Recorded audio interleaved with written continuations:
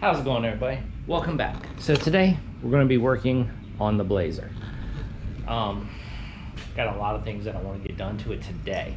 So first thing we're going to do is we're going to start off by, before I start it all up and start checking for leaks, I want to do a compression check on the motor, see if all 6 cylinders are good or bad, because gotta start somewhere. Because again, I'm keeping this motor in there temporarily. Some people know that watch the videos know what motor is going to go in it. Don't spoil it. But until then, until I get it, I have to keep this one in there, get it running good. So we're going to do a compression check, then we are going to get it going, check for leaks, and check the timing. So let's go ahead, get the spark plugs out of this thing and start getting a compression check done on this. Okay, got the spark plugs out. So this is the driver's bank. So you got 1, 3, and then 6. Yeah, that's 1, 2, 3. Whatever. 1, 3, 5. That's what it is. 1, 3, 5. 5. It's kind of dirty. Whatever. Same thing over here. You know, so you got 2, 4, and 6. And 6 looks dirty. 4 looks lean. Bad thing is when I took them off, on this one, the dang on connector stuck. So I'm probably going to have to go buy new spark plug wires, because inside there it's messed up. That's okay, not a big deal. I'm gonna go ahead and take the distributor off, cap off and all that stuff, and look at that and see how that's doing, see what the condition is of all that stuff. So we're at least going to buy new plugs, new wires. We'll go from there.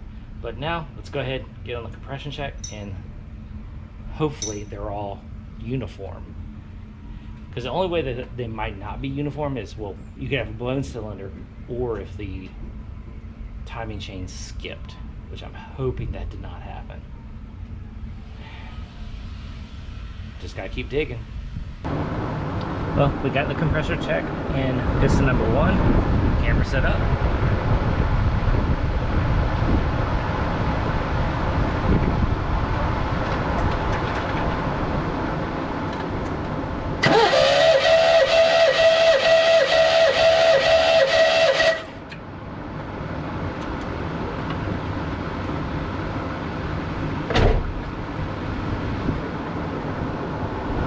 Dang, that's not bad. 125. Alright, let's go to the next one.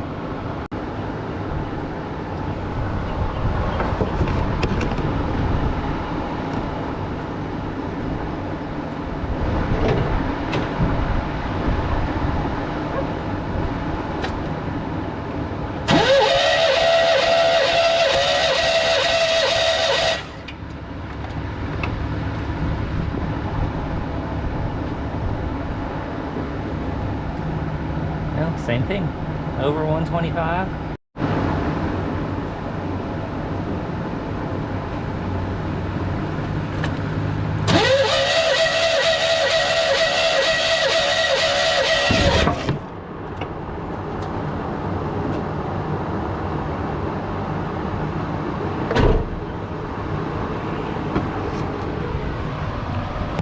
Once my camera falls over. Alright, so that one is 140. Okay, so I finished the other 3 off camera, and here they are. So you got 1, 2, 3, 4, 5, and 6. 4 was only 90.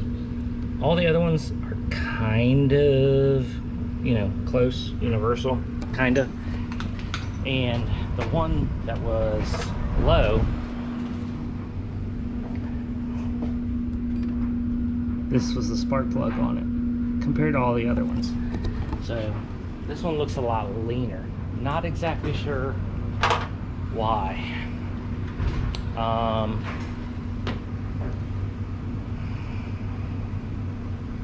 Who knows? Like I say, we're just gonna have to. So who knows why that one's low. I mean, rings could be bad, all that kind of stuff. The valves could be messed up. So I guess,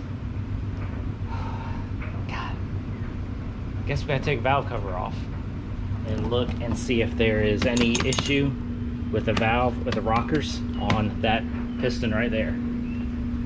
Yeah, let's go for that. All right, well, I ran to the store. I picked up new spark plugs and new wires for it. I did some research and I called my dad about that one cylinder that was running lean. And since it is backfiring through the carb just a little bit, that pretty sure, almost 100% sure, that it has a burnt valve on intake on cylinder 4.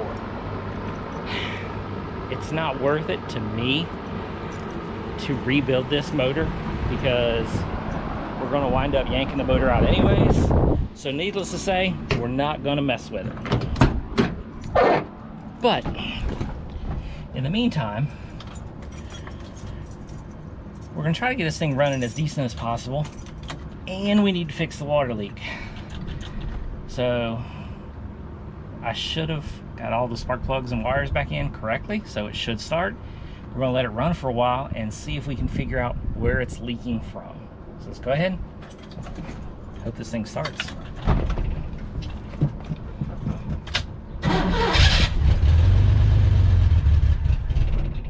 Well, it started. Evidently, I did put the spark plugs in all right. That's good. All right. Now let's let it run for a while and fill it up with water and see where it leaks from. Well, it's actually running better now. So I did put new plugs, new wires on it. I went ahead, cleaned the carb out as it was running, threw some carb spray into it to help clean it up some. I did put a fuel system cleaner in it, so hopefully as that runs through, runs a little bit, you know, helps clean it up. It's already, just with plugs and wires, it's already running better than it was when I got it. So far so good. I'm trying to check the timing. Hopefully it's not too loud so you can hear me. I'm trying to check the timing. It's really hard to see in there. I need to get in and like clean and see if that mark that is kind of showing is the timing mark where it's supposed to be. If it is, then timing's almost on point. It might have been just the dang on spark plugs and the wires and all that kind of stuff, because it seems to be running so much better. A lot better.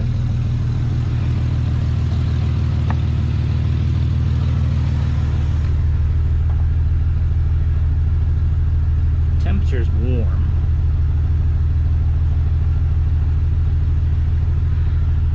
Everything else is good. Keeping an eye on that. I mean, it is sitting at an angle. It is at high. It might have a bubble in it. We're just going to have to keep an eye on it. Fill this up.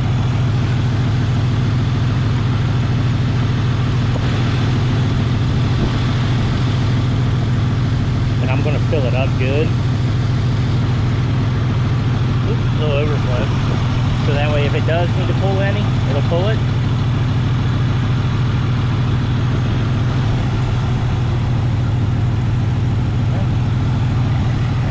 Keep going, see where it goes. Alright, so it got hot. I mean, it's only been sitting there. I only had the camera off for maybe about 2 minutes in general. It's getting warm. It's almost at red. I'm wondering if the thermostat is stuck shut. If the thermostat's stuck shut, it's not allowing the water to circulate and it'll overheat. So I guess that's where we're gonna go next. So I'm just gonna go ahead, I'll pull the thermostat. I'm not worried about replacing it. I'll just pull it out, put the whole thing back together, because the thermostat's right there. So we'll just go ahead, pull the thermostat, re-put it together, and hope for the best, because that's sticking, because I mean, I can feel it bubbling in there, and it's warm.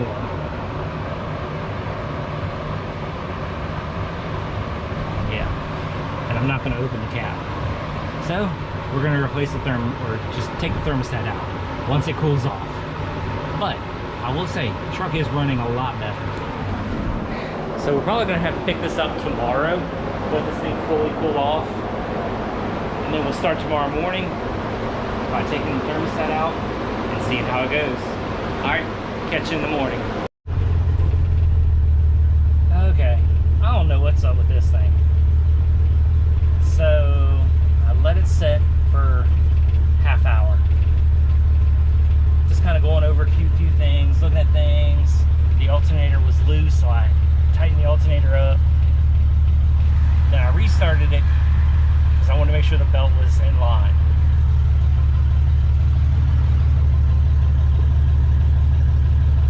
And it's been running for a while now.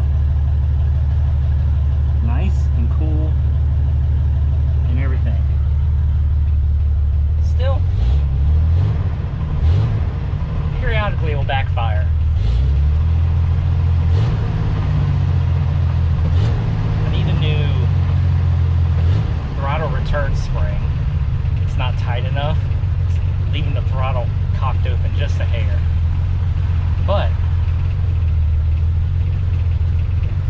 temperature's down. I think idle's rough. So I still need to check the timing on it. Because I mean, this thing is just shaking right now. So I need to check the timing. I need to clean and see if I can clean that timing mark on there. And if that's the timing mark and it's in timing, then we're okay. If not, it's something else. As of right now, I don't know. I'm still just winging it with this. This thing does have an exhaust leak. Somebody, well, I won't say somebody, the guy who bought it put his own exhaust on it. And I mean, it leaks real bad. It's leaking right there. So it's a little loud because of the exhaust leak, but hey, at least it's running better. It's running cooler.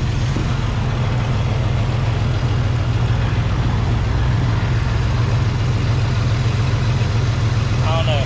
I still think the timing might be off a little bit because it shakes real bad. But I don't know how much maintenance this thing's had on it since the guy before me had it. So we're just gonna start dissecting things, trying to get the coolant run right, get it running good where it's cool. So far it seems to be. Maybe the thermostat was just stuck. I don't know. We're just gonna take it day by day with this and hope for the best. All right, well, I bored you enough on this for the day. So we're gonna cut this video here and we'll pick it up in the next video with probably cleaning this thing because it needs to be clean. Inside, outside, everything. So we're just gonna let this video be. All right, like, subscribe, comment, catch you in the next video.